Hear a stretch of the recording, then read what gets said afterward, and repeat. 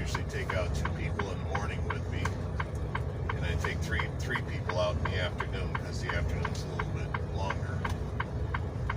Those that are left behind in the morning will work with John B. and Ed on the other side on their proficiency. That means going through your pre-trip, and then your maneuvers, and see how much you know so far.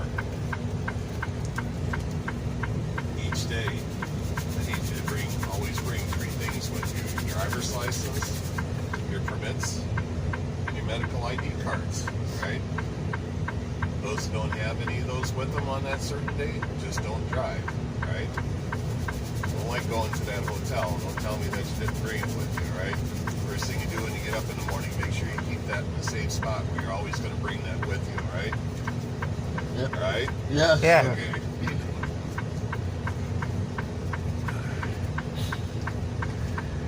So far, you've worked on your pre-trip towards the outside. You've done all your maneuvers so far. You're straight backing, learn how to line yourself up in the seat, adjust the mirrors and such like that. You did left side offset, right side offset, left side parallel, right side parallel. It'll take up your 5 days so far. Like I said, today is what they call an alley dock day. You're not going to be doing this maneuver over there at the test site, but it's something that you're going to take with you when you're going to go out there on the road. Don't worry about learning your rest of your maneuvers. You're going to have all week to practice those, right?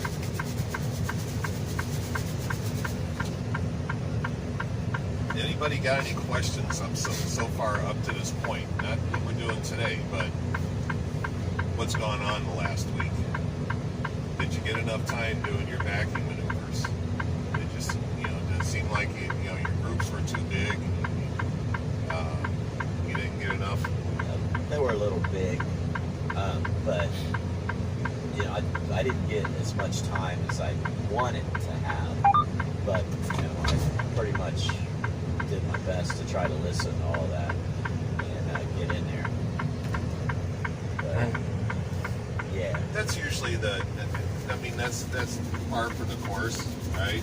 But knowing your PowerPoints that you have up to this point is 3/4 of your battle, right? So if you know your reference points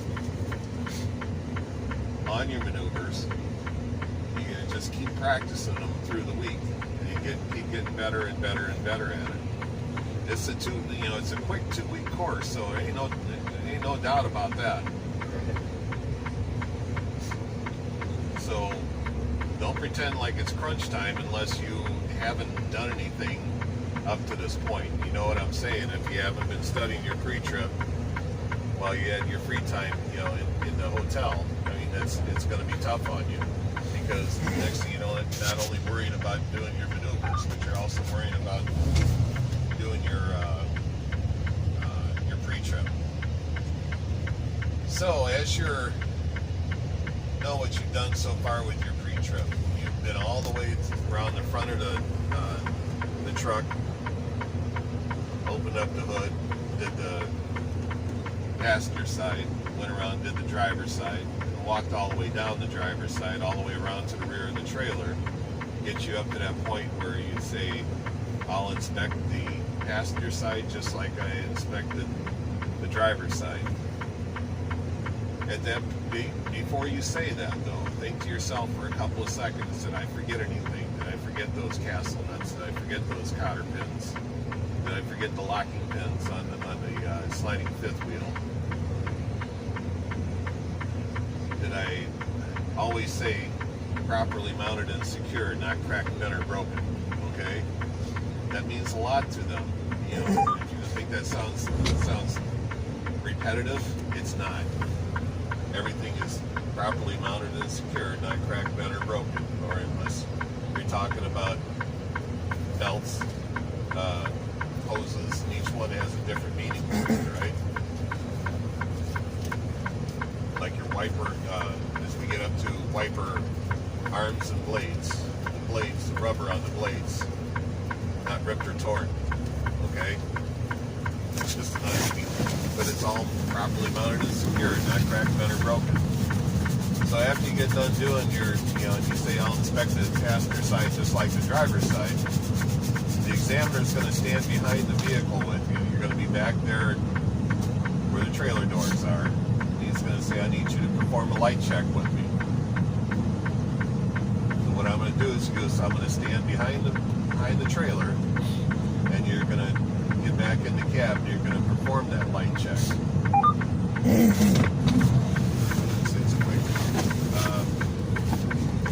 So in order to perform a proper light check, it's the same thing that you do on your car.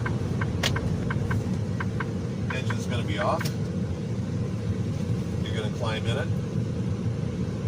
Turn the key on to electric position.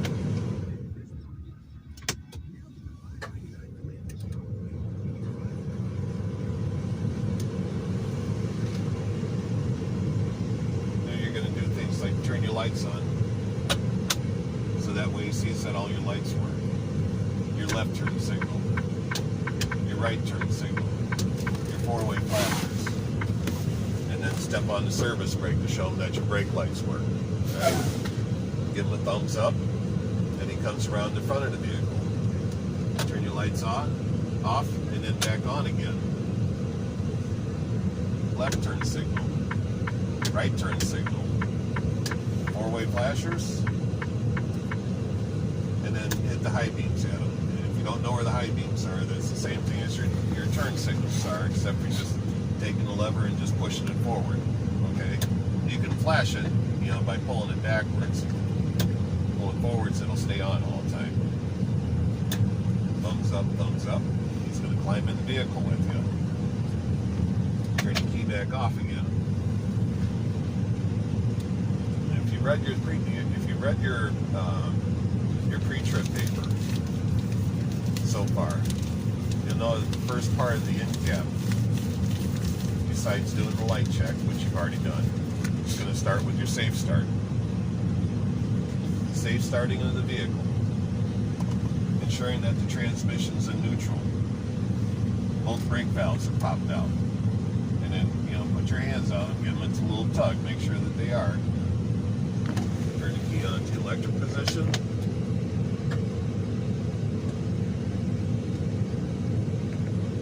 And then start the engine. Let them know that the ABS light came on and off, right? So once the engine's running, that's all you got to do right here. Now you start the rest of it. My safety belt. Properly mounted and secured. Not cracked, bent, or broken. It's not ripped or torn.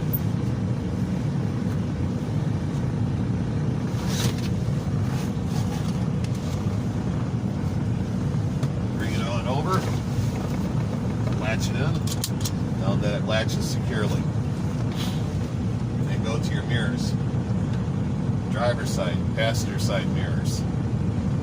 They're adjusted to the driver and they're clean. I don't have to say that they're properly mounted and secured. I already did that from the outside. Okay? They're adjusted to the driver and they're clean.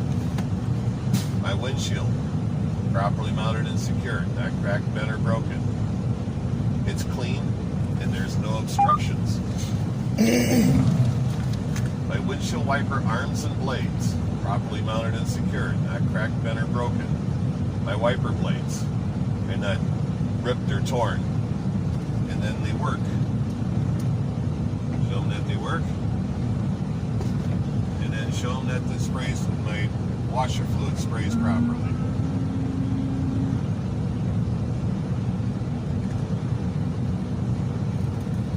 Next, come back towards you, and it would be like reading a book, front to back, top to bottom. Okay, my city horn, my air horn, both work properly. My indicator lights on my dash, my left turn signal, even though we were outside, but he was looking for the lights to come on the outside. Now he's looking for the indicator lamps to come on in the dash. Left turn signal, right turn signal, four-way flashers, high beams. High beam indicators, the blue light down there. All work properly. My gauges.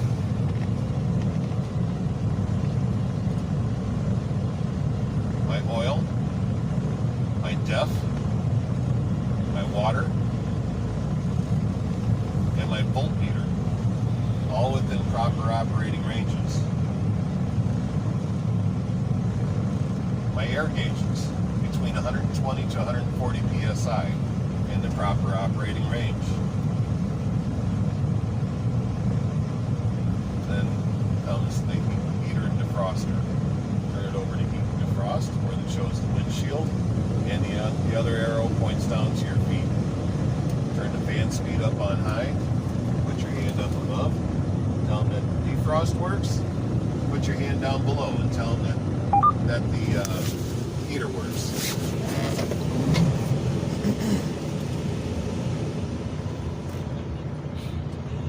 Next step. That was it for all the parts that were in here. All right, it's not a whole lot to it, but there's enough parts to them.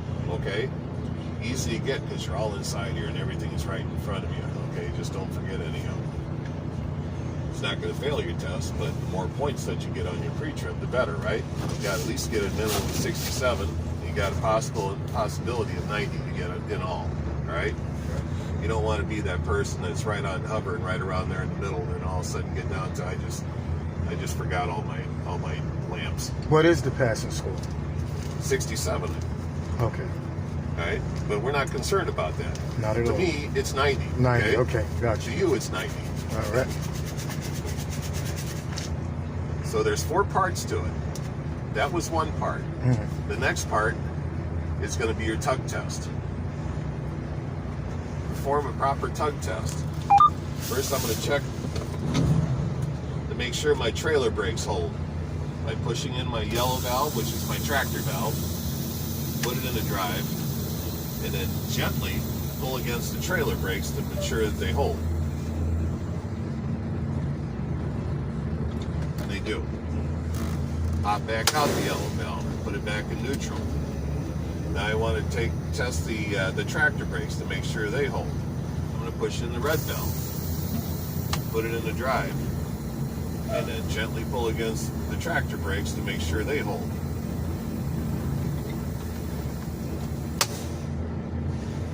Back in neutral. Now the next part of the 4, which would be the third portion of it, it's going to be your service brake test. He's not going to have you perform it over there. He's just going to have you tell him how you do it, because he won't want you pulling ahead, and moving the truck around. The next thing I'm going to do is my service brake test. I'll push in both brake valves, put it in the drive, it won't actually do it. I said I'll push in both brake valves, put it in the drive, and I'll drive forward approximately 5 miles an hour, and I'll put my foot firmly on the service brake to see if it pulls from side to side. Are some of you following me on this? Yeah. Okay. Yeah, because if you've been reading it, but you haven't been performing it, this is what we're doing right now. All right? Make sure everything's popped out again. Now comes the very most important part of the 4 things that you do inside the cab. Would be your 3-point brake check. Because if you fail one part of the 3-point brake check, miss one key word out of doing it, or perform something out of line, you'll fail your whole test and come back another day. Okay? So we're going to keep practicing on this today, each time before you drive tomorrow, Tuesday, Wednesday, and by Thursday you should all have this, okay? To start my 3-point brake check, I'm going to start by fanning my brakes down to 90 psi or below. Then do it. It's all like reading a script and then doing the act. Okay? I'm watching my air gauges right there. Now I'm going to allow the air pressure to build till the air governor cuts out between 120 and 140 psi. Now wait for my gauges to stop moving. Then you ask your examiner if you can assist it, all right? Assisting it would be taking up the RPMs, no more than 1,000, okay? Your RPM gauge is over here. 1,000 is whatever that digit is times 100. So you want your needle to be hovering right at the 10. Then you watch your air gauges. It's right at It's a lot easier if you take this steering wheel and you position it where you can see everything in front of you. Okay?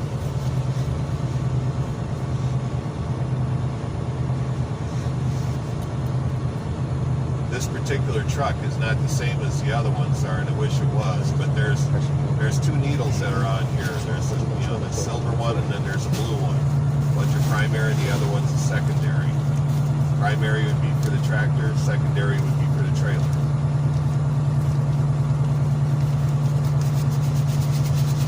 Okay, now I see they stopped moving. I'm going to turn my engine off. Now I'm going to turn it back on to the electric position without starting the engine.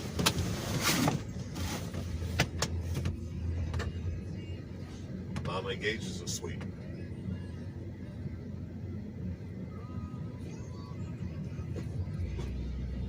Now I'm going to push in both brake valves. Allow my gauges to stabilize.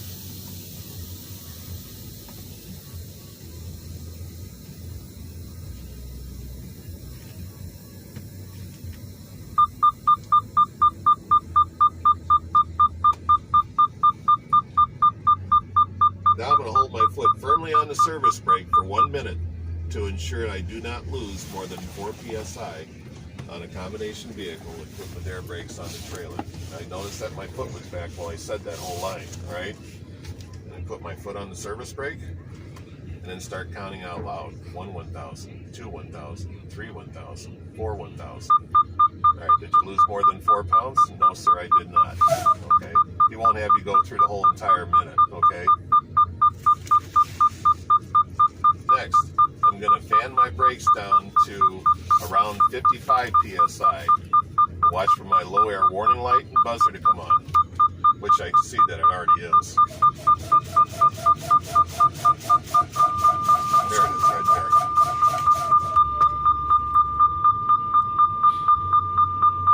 Now I'm going to continue to fan my brakes to between 20 and 45 psi.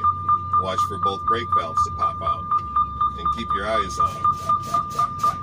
Sometimes one will pop out and the other one doesn't. Okay, now I've seen both brake valves popped out. That concludes my 3-point brake check. Okay?